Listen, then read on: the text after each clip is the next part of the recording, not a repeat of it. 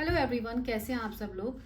तो अगर आपका भी थर्ड ट्राइमेस्टर चल रहा है, यानी कि आपकी डिलीवरी भी अक्टूबर, नवंबर या दिसंबर में से किसी भी मंथ में होने वाली है, तो ये वीडियो आपके लिए है। इस वीडियो में मैं आपको कुछ ऐसे क्रूशियल एंड इम्पॉर्टेंट पॉइंट बताने वाली हूँ जो कि अभी तक आप करते हुए आ रहे होंगे, लेकिन अब आपको बिल्कुल अवॉइड करना है, बिल्कुल स्टॉप कर देना है। जैसा कि आपको पता है कि ये जो मंथ होते हैं अक्टूबर नवंबर वाले, ये वेदर चेंज वाले मंथ होते हैं। हम लोग बरसातों से सर्दियों वाले मौसम में एंटर कर रहे होते हैं, तो बहुत सारी चीज़ें होती हैं, बहुत सारी बीमारियां आती हैं हम लोगों को, क्योंकि हमारी इम्यूनिटी वैसी नहीं होती है। तो इसीलिए हम लोगों को किसी भी तरह के इन्फेक्शन से बचना है, ताकि हम लोगों को कोई फ्लू, वायरल फीवर वगैरह ना हो।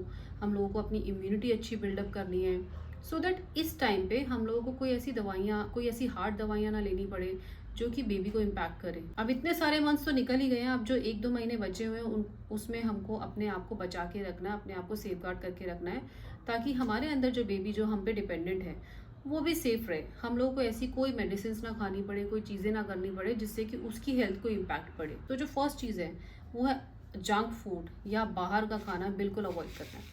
अपने घर का फ्रेश बना हुआ खाना खाओ।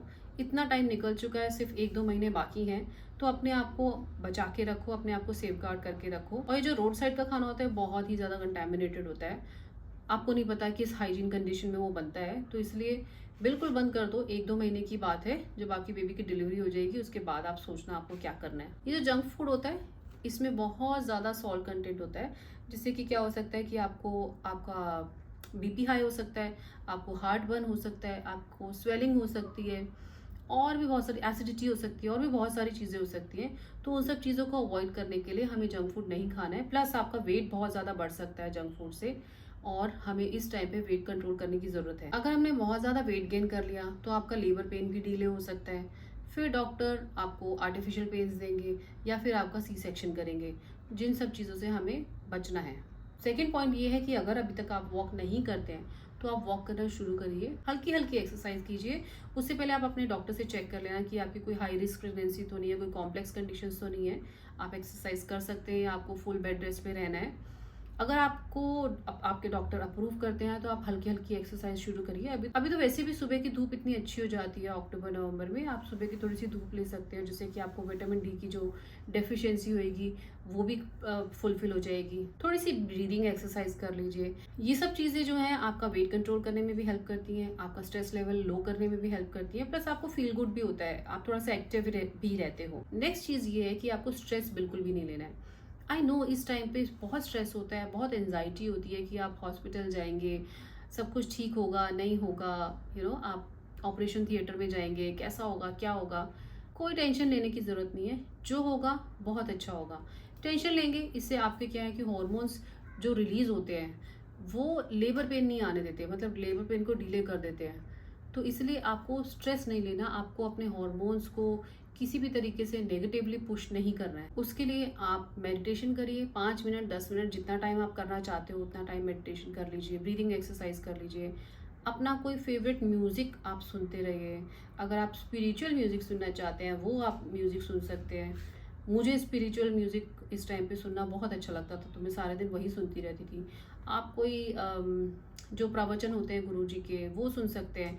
इन सब चीज़ों से मैंने प्रैक्टिकली फील किया है कि मेरी स्ट्रेस, मेरी एंजाइटी खत्म होती है। देखिए, हमें अपने साथ साथ अपने बेबी का ध्यान रखना है, और ये सब चीज़ें अगर आप अवॉइड नहीं करेंगे ये आपकी बेबी की ग्रोथ को हैम्पर करेंगी और आपके लेबर पेन को भी डिले करेंगी। नेक्स्ट थिंग, बहुत ज़्यादा गर्म पानी से भी हम लोगों को शावर नहीं लेना है, हम लोगों को नहाना नहीं है। इस टाइम पे वेदर चेंज हो रहा होता है तो सब लोग गर्म पानी से ही नहाना पसंद करते हैं, लेकिन बहुत ज़्यादा गर्म पानी नहीं होना चाहिए, ल्यूकवार्म या वार्म वाटर होना चाहिए, क्योंकि वो आपके बॉडी के टेम्परेचर को बढ़ा सकता है और जिससे कि बेबी की ग्रोथ हैम्पर होती है।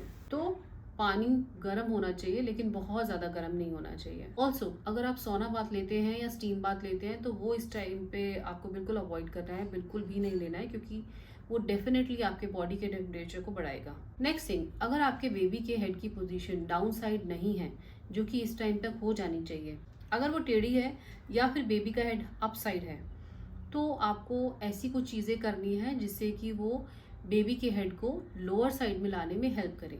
अब बेबी के हेड को डाउन साइड पे कैसे लाया जाए, इसके लिए एक अलग वीडियो है, आप वो टिप्स भी फॉलो कर सकते हैं। आपको अपने जो लास्ट ट्राइमेस्टर के अल्ट्रासाउंड्स होते हैं वो बिल्कुल भी स्किप नहीं करने हैं, क्योंकि उसी से ही पता चलता है कि हमारे बेबी की ग्रोथ कैसी हो रही है, बेबी की पोजीशन क्या है क्या नहीं है, ताकि आपके पास थोड़ा सा टाइम हो उस चीज़ को करेक्ट करने के लिए। अगर आपके बेबी का वेट अल्ट्रासाउंड में कम आ रहा है, अगर आपको डॉक्टर ने बोला है कि आपके बेबी का वेट कम है, तो आपको अपनी डाइट पे स्पेशल ध्यान रखना है। आपको अपनी डाइट में ऐसी चीज़ें इंक्लूड करनी है जो कि आपके बेबी का वेट गेन करने में हेल्प करें। आप अपनी डाइट में केसर मिल्क, डेट्स मिल्क ये ज़रूर इंक्लूड कीजिए। प्रोटीन इंटेक ज़्यादा लीजिए, पनीर लीजिए, ग्रीन लीफी वेजिटेबल्स लीजिए। इस टाइम पे तो बहुत सारी ग्रीन लीफी वेजिटेबल्स आ जाती हैं। दही, ड्राई फ्रूट्स, मतलब ऐसी चीज़ें लीजिए जिससे कि आपकी बेबी की ग्रोथ अच्छी हो। अनदर थिंग, ऐसे टाइम पे क्योंकि वेदर चेंज हो रहा है तो हमें ठंडी चीज़ें अवॉइड करनी है, जैसे कि आइसक्रीम्स हो गई, ठंडा दूध हो गया, ठंडा पानी हो गया। ये सब चीज़ें हमें अवॉइड करनी है क्योंकि इस टाइम पे हम कोई रिस्क नहीं ले सकते जिससे कि कोई भी इन्फेक्शन, वायरल इन्फेक्शन का खतरा बढ़े और हम लोगों को मेडिसिन लेनी पड़े। तो आपको ठंडी चीज़ें बिल्कुल अवॉइड करनी है। अनदर थिंग, अगर आपने कैफीन अभी तक नहीं छोड़ी है तो अब उसको छोड़ दीजिए। कॉफ़ी, चाय सब बंद कर दीजिए। अगर आप नहीं छोड़ पा रहे हो तो जैसे मैंने बताया कि अपने कप का साइज़ छोटा कर दो या फिर 1 2 3 सिप लेकर छोड़ दो। इससे आपकी क्रेविंग भी ख़त्म हो जाएगी, प्लस आपकी बॉडी को, बेबी की ग्रोथ को भी ज़्यादा इम्पैक्ट नहीं पड़ेगा। आप स्विच कर सकते हो कोकोनट वाटर पे, फ्रेशली जो जूस बनते हैं घर में उस पे, या फिर अब ये वेदर चेंज हो गया है तो आप सूप्स बना के भी पी सकते हो। अनदर थिंग, बेबी मूवमेंट्स का स्पेशल ध्यान रखना है। अगर आपको लग रहा है कि बेबी काफ़ी टाइम से मूव नहीं कर रहा है तो आप कुछ स्वीट खा सकते हो, आप कुछ ठंडा खा सकते हो एंड ऑब्जर्व कर सकते हो कि उसके बाद भी बेबी मूव करता है कि नहीं करता। अगर बेबी मूवमेंट नहीं हो रही है बहुत टाइम तक तो आप इमीडिएटली जा कर के अपने डॉक्टर से मिलेंगे एंड अल्ट्रासाउंड या जो भी वो चीज़ प्रिस्क्राइब करते हैं वो चीज़ कराएंगे। इस चीज़ को इमीडिएटली करना है, इस चीज़ में कोई भी डिले नहीं करना है।